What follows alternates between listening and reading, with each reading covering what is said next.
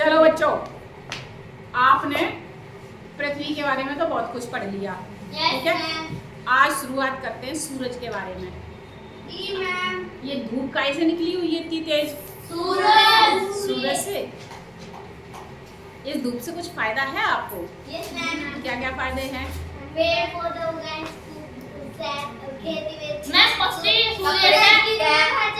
कपड़े सूख के और पत्ती ना इनसे खाना बना हुआ है। यस, प्रकाश संश्लेषण से पत्तियां अपना भोजन बनाती हैं पेड़ की, है ना? हाँ ठीक है।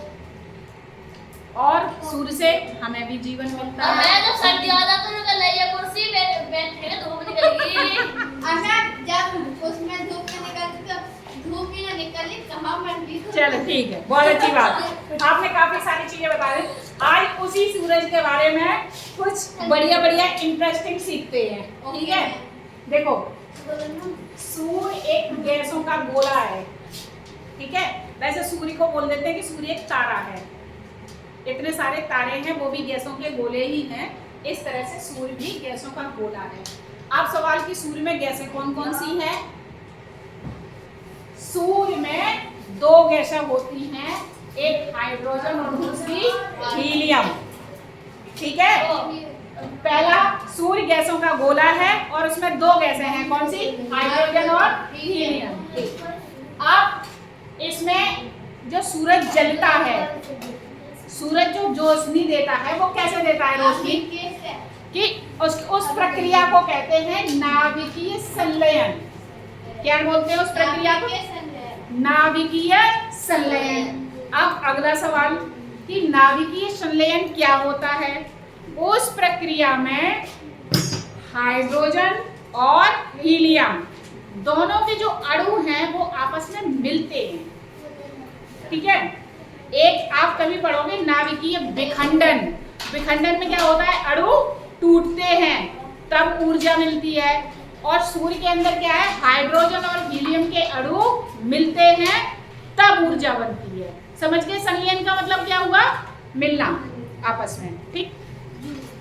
अब देखो, इसमें हमने लिखा है नाभिकीय संलयन प्रक्रिया में हाइड्रोजन व हीलियम के अणु आपस में मिलकर ऊर्जा उत्पन्न करते हैं, ठीक है। अब देखो, सूर्य में इतनी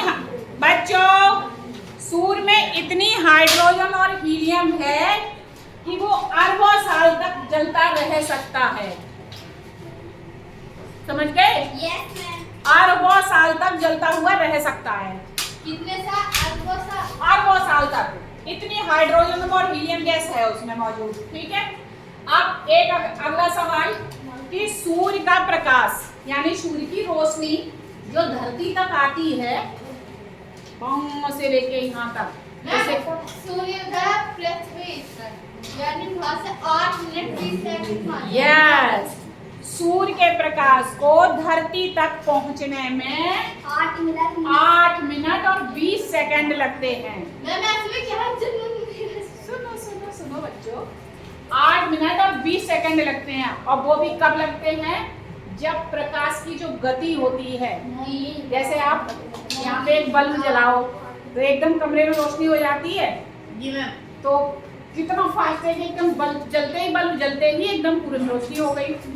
और जो प्रकाश की गति होती है, जैसे रोशनी जो चलती है, भाई ऐसा तो है नहीं कि एकदम से ही पहुंच जाती होगी, यहाँ से वहां तक पहुंचने में भी तो टाइम लगता हो। तो प्रकाश की जो गति है, जितनी गति से प्रकाश चलता है, जितनी तेजी से चलता है, शांति रहो बेटा, उसकी जो गति है वो 3 लाख किलोमीटर प्रति सेकंड। एक सेकंड टिक टिक टिक, यही होता है ना घड़ी में। सेकंड या बोलते सेकंड किसी कहती है टिक टिक टिक टिक। तो एक सेकंड में 3 लाख किलोमीटर तक चलता है प्रकाश। इतनी तेज गति होने के बावजूद सूरज के प्रकाश को पृथ्वी तक पहुंचने में 8 मिनट 20 सेकंड का वक्त लग जाता है।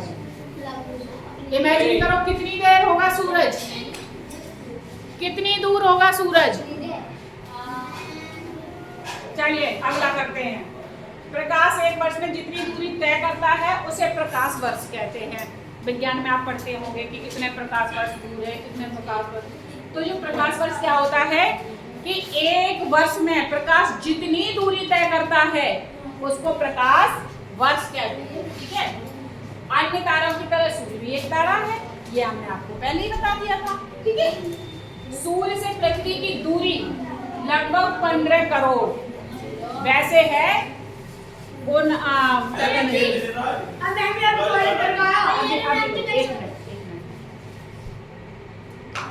चलो मैं इसको यहीं खत्म करती हूँ।